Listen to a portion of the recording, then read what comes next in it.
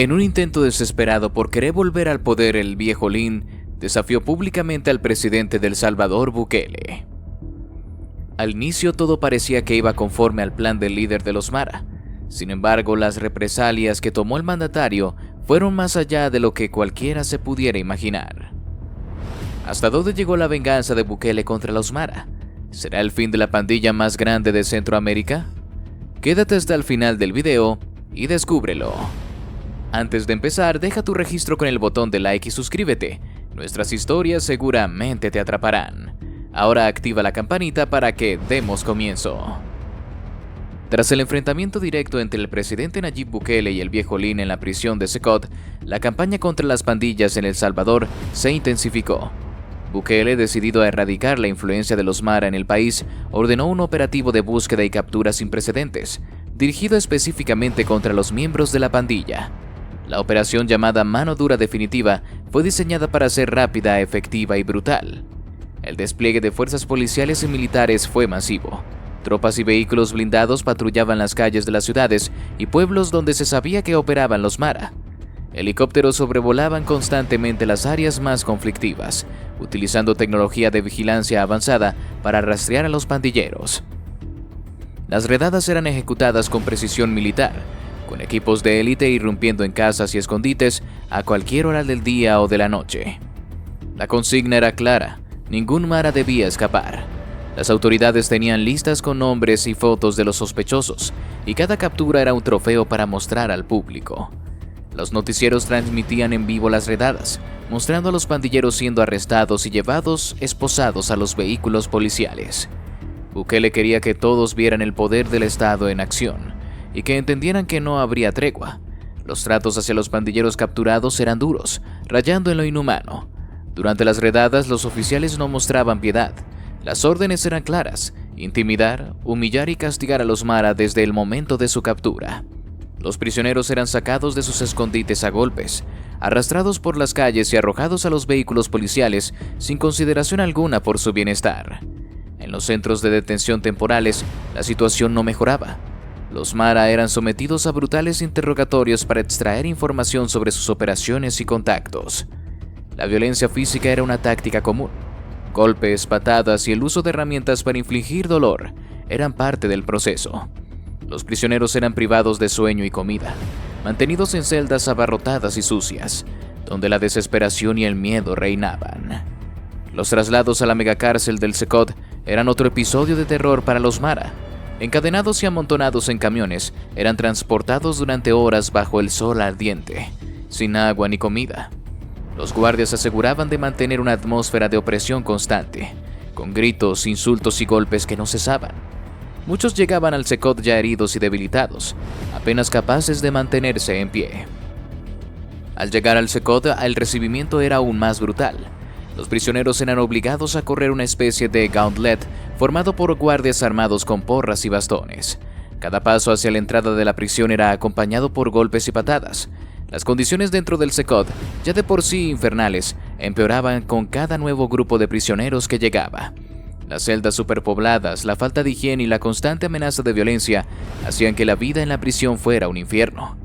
Bukele, mientras tanto, continuaba su campaña mediática. Utilizaba las redes sociales y los medios de comunicación para mostrar los resultados de los operativos, asegurando al público que el gobierno estaba tomando medidas drásticas para restaurar la paz y la seguridad.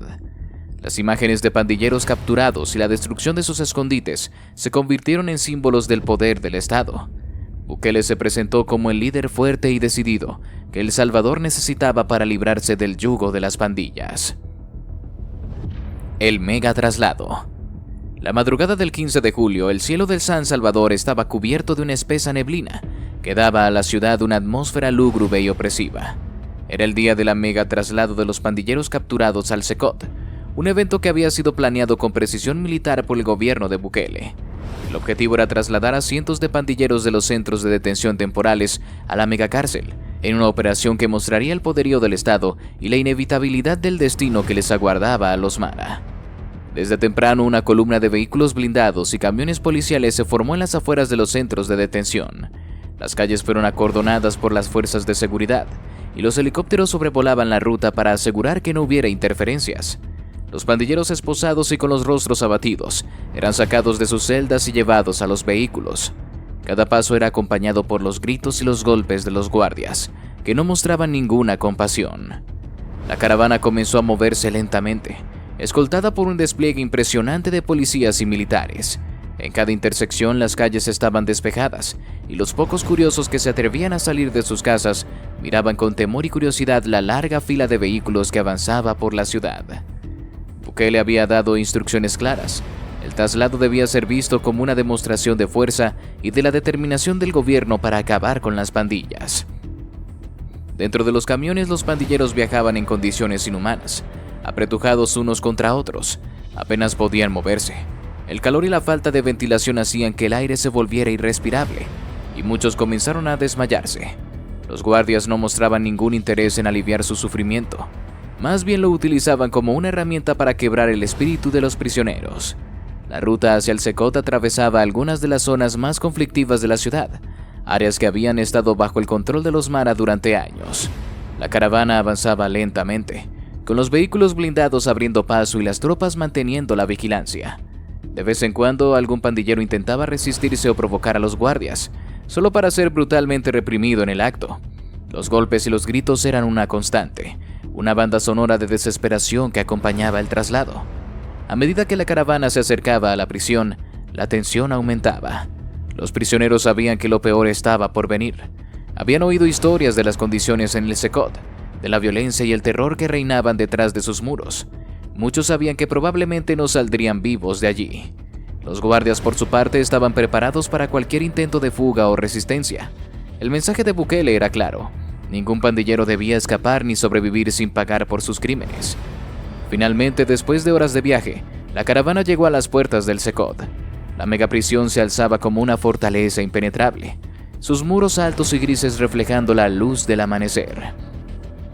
Los guardias abrieron las puertas y los vehículos comenzaron a entrar en el complejo. Los pandilleros, exhaustos y aterrorizados, eran sacados de los camiones y llevados a una zona de registro. El procedimiento era meticuloso y humillante. Se les despojaba de sus ropas y se les registraba minuciosamente, y se les daba un uniforme de prisionero antes de ser conducidos a sus celdas. El viejo Lin, desde su celda, escuchaba el ruido de la caravana y los gritos de los nuevos prisioneros que llegaban. Sabía que su poder se desmoronaba con cada nuevo traslado, que la red había construido durante años estaba siendo desmantelada pieza por pieza. La desesperación y el odio crecían dentro de él, alimentados por la impotencia de ver cómo sus hombres eran sometidos a torturas y humillaciones. El proceso de registro y asignación de celdas era brutalmente eficiente. Los nuevos prisioneros eran alineados y numerados. Sus rostros mostraban una mezcla de miedo y resignación. Los guardias los golpeaban y empujaban, asegurándose de mantener un ambiente de terror constante. Cada prisionero era llevado a su celda individual, pequeñas jaulas de concreto sin ventanas, donde solo les esperaba más soledad y desesperación. Bukele, mientras tanto, observaba el operativo desde una sala de control. Las cámaras de vigilancia le mostraban cada detalle del traslado, cada momento de sufrimiento de los pandilleros. Para él esto era una victoria, una demostración de que su gobierno no se detendría ante nada para erradicar la plaga de las pandillas. Cada prisionero que entraba al Secot era un paso más hacia la pacificación de El Salvador, un país que bajo su mandato iba dejando atrás el miedo y la violencia. Por cierto, si te está gustando el video, te invitamos a que nos regales tu me gusta y actives la campanita de notificaciones para que no te pierdas ninguno de nuestros nuevos videos. Continuamos. El comienzo de la nueva era del Secot. Tras la llegada de los nuevos prisioneros al Secot, el ambiente dentro de la megacárcel se transformó aún más. Bukele, decidido a quebrar definitivamente el poder de los Mara, implementó una serie de reglas y medidas que harían la vida dentro del penal un auténtico infierno para los pandilleros. Estas políticas eran diseñadas para eliminar cualquier esperanza de resistencia o rebelión, sumiendo a los prisioneros en una espiral de desesperación y sumisión. Las nuevas reglas fueron anunciadas con frialdad y precisión. Los prisioneros, convocados en grupos pequeños para evitar cualquier intento de motín, escucharon a los guardias leer las normas con voz severa.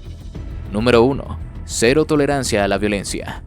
Cualquier acto de violencia, por mínimo que fuera, sería castigado con aislamiento prolongado. No importaba si el conflicto era entre prisioneros o dirigido hacia los guardias. La respuesta sería rápida y brutal. Número 2. Trabajo forzado. Todos los prisioneros serían asignados a trabajos forzados dentro del penal. Las tareas variaban desde la limpieza y el mantenimiento hasta la construcción y reparación de infraestructuras dentro de la prisión.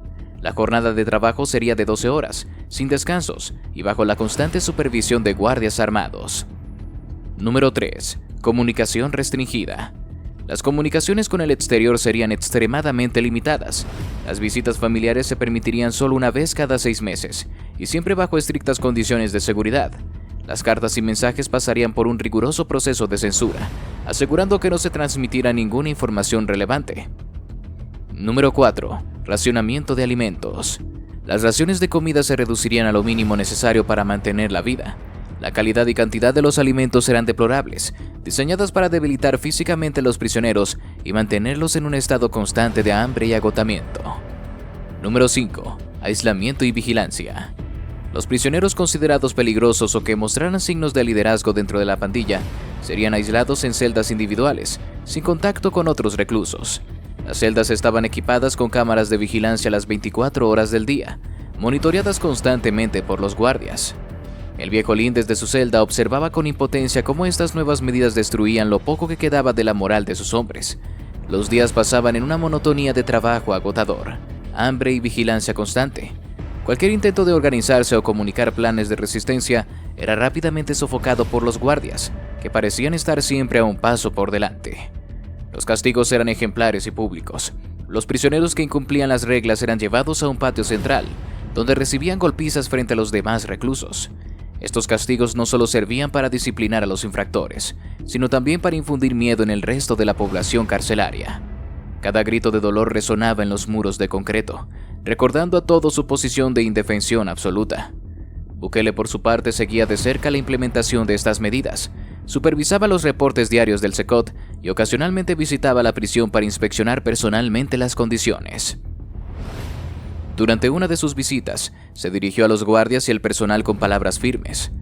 Estos hombres deben entender que su tiempo de terror ha terminado. Aquí no hay lugar para la violencia ni para el crimen. Cada día que pasen en estas celdas deben recordar que están pagando por sus crímenes contra el pueblo de El Salvador. El mensaje era claro, y no habría tregua, no habría clemencia. El viejo Lin sabía que cualquier esperanza de escapar o de recuperar su poder era una ilusión. Cada medida, cada regla estaba diseñada para destruir cualquier vestigio de la estructura de los Mara. Y así llegamos al final de este video. Si te gustó, te invito a que nos des tu me gusta para seguir haciendo más videos como este. Además de que no olvides suscribirte y activar la campanita para que no te pierdas ninguno de nuestros nuevos videos. Te deseo un gran día. Hasta la próxima.